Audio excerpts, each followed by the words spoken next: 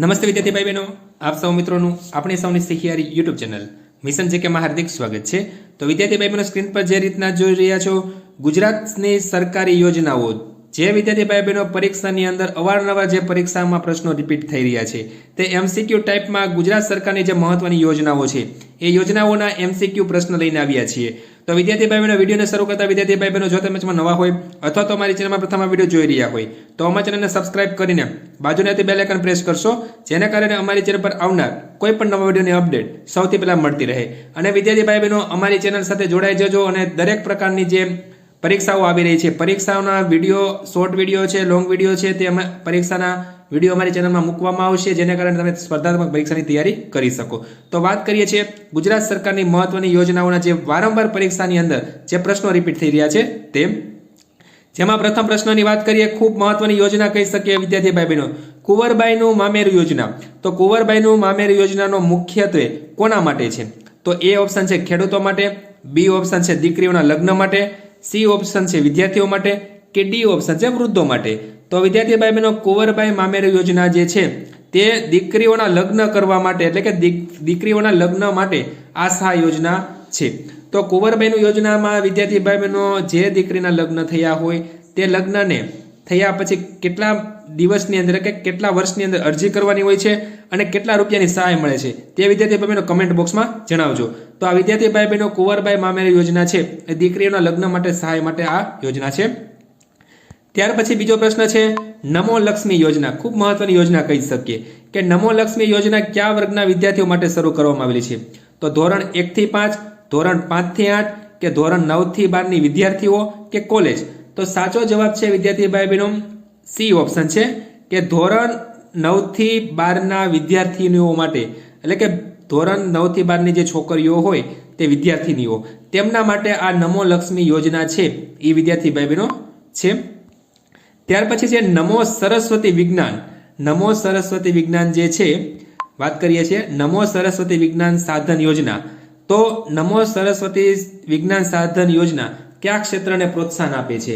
તો એમાં ઓપ્શન છે વિદ્યાર્થી ભાઈ બહેનો રમતગમત, વિજ્ઞાન અને શિક્ષણ, કૃષિ અને સંગીત, સી ઓપ્શન કૃષિ અને ડી ઓપ્શન સંગીત।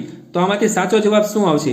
તો આમાંથી સાચો જવાબ છે વિજ્ઞાન અને શિક્ષણ માટે, બી ઓપ્શન જે છે વિજ્ઞાન અને શિક્ષણ માટે નમો સરસ્વતી વિજ્ઞાન સાધન યોજના વિદ્યાર્થી ભાઈ બહેનો લાગુ છે, તેને પ્રોત્સાહન આપે છે। ત્યાર પછી મહત્વનો પ્રશ્ન કહી શકીએ કે મુખ્યમંત્રી માતૃશક્તિ। તો મુખ્યમંત્રી જે છે માતૃશક્તિ યોજના કોના માટે છે?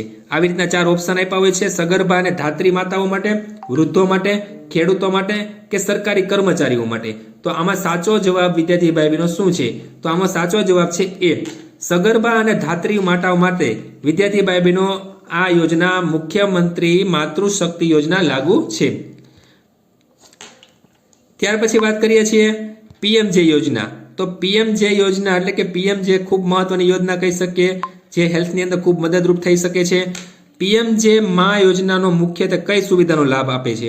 તેમાં એ ઓપ્શન શિક્ષણ, આરોગ્ય સારવાર, બી ઓપ્શન છે સી ઓપ્શન કૃષિ લોન કે ડી છે રોજગાર। તો આરોગ્ય સારવાર યોજના પીએમજે યોજના અંતર્ગત વિદ્યાર્થી ભાઈ બહેનો સુવિધા આપે છે।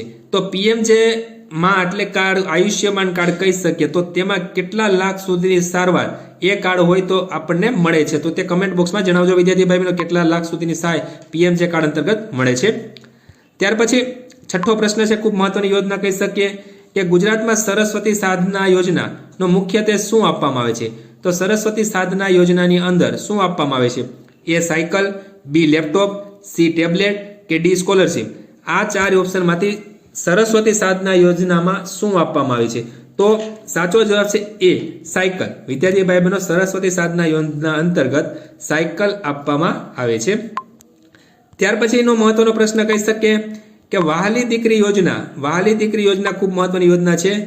તો ગુજરાત સરકારની વહાલી દીકરી યોજનાનો કયા હેતુ માટે છે? તો દીકરીઓના શિક્ષણ અને કલ્યાણ માટે, ખેડૂતો માટે, પશુપાલક અને વેપારી। તો વિદ્યાર્થી ભાઈ બહેનો, ગુજરાતની જે વહાલી દીકરી યોજના છે તેનો સાચો જવાબ છે વિદ્યાર્થી ભાઈ બહેનો દીકરીઓના શિક્ષણ અને કલ્યાણ માટે। તો એનો સાચો જવાબ છે એ ઓપ્શન, દીકરીઓના શિક્ષણ અને કલ્યાણ માટે આ યોજના છે। ત્યાર પછીનો છે માનવ કલ્યાણ યોજના। માનવ કલ્યાણ યોજનાનો મુખ્યત્વે આર્થિક સહાય કોની સાથે જોડાયેલ છે? તો પરંપરાગત વ્યવસાય કરતા જરૂરિયાતમંદો, એ ઓપ્શન. સરકારી કર્મચારીઓ, સી વિદ્યાર્થીઓ માટે કે ડી ખેડૂતો માટે? તો માનવ કલ્યાણ યોજનાની અંદર આપણે જાણીએ છીએ કે અમુક કીટ સહાય મળે છે. તો જે વ્યવસાય કરતા હોય, પરંપરાગત વ્યવસાય કરતા જરૂરિયાતમંદ લોકો માટે આ યોજના માનવ કલ્યાણ યોજના છે, જેમાં 25,000 સુધીની સહાય વિદ્યાર્થી ભાઈ બહેનો જેની તેમને કીટ મળવાપાત્ર છે. ત્યાર પછી છે ઈ સમાજ કલ્યાણ પોર્ટલ. તો ઈ સમાજ કલ્યાણ પોર્ટલ દ્વારા મુખ્યત્વે કયા પ્રકારની યોજનાઓમાં અરજી કરવામાં આવે છે? તો સામાજિક કલ્યાણની યોજનાઓ, રેલવેની ટિકિટ, પાસપોર્ટ કે ડ્રાઇવિંગ લાયસન્સ? તો ઈ સમાજ કલ્યાણ પોર્ટલ પર તમે વિદ્યાર્થી ભાઈ બહેનો સામાજિક કલ્યાણ અને યોજનાઓ છે એ ઓપ્શન તેની તમે અરજીઓ કરી શકો છો. રેલવે ટિકિટની અરજીઓ એમાં કરી શકતા નથી, પાસપોર્ટની પણ નહીં અને ડ્રાઇવિંગ ટેસ્ટની પણ નહીં. ત્યાર પછી મહત્વનો પ્રશ્ન કહી શકીએ કે ડિજિટલ ગુજરાત પોર્ટલ. આપણે કહી શકીએ કે ડિજિટલ ગુજરાત પોર્ટલનો મુખ્ય હેતુ શું છે? તો માત્ર ઓનલાઈન ખરીદી, વિવિધ સરકારી સેવાઓ અને યોજનાઓની ઓનલાઈન સુવિધા, માત્ર બેન્કિંગ કે માત્ર રેલવે બુકિંગ? તો વિદ્યાર્થી ભાઈ બહેનો છે ડિજિટલ ગુજરાત પોર્ટલનો મુખ્ય હેતુ શું છે? તો ડિજિટલ ગુજરાત પોર્ટલનો મુખ્ય હેતુ વાત કરીએ વિદ્યાર્થી ભાઈ બહેનો તો વિવિધ સરકારી સેવાઓ અને યોજનાઓની ઓનલાઈન સુવિધા આનામાં ઉપલબ્ધ છે. તો તેનો સાચો જવાબ આવશે બી, ડિજિટલ સરકારી યોજનાઓ અને ઓનલાઈન સુવિધાઓ. તો આ રીતના વિદ્યાર્થી ભાઈ બહેનો મહત્વની જે યોજનાઓ હતા તેમના જે વારંવાર પરીક્ષાની અંદર જે પ્રશ્નો રિપીટ થાય છે તે આપની સમક્ષ લઈને આવ્યા હતા. જો વિદ્યાર્થી ભાઈ બહેનો તમને વિડીયો પસંદ આવી તો લાઈક કરજો અને તમારા મિત્રોમાં આ વિડીયો શેર કરજો. ધન્યવાદ.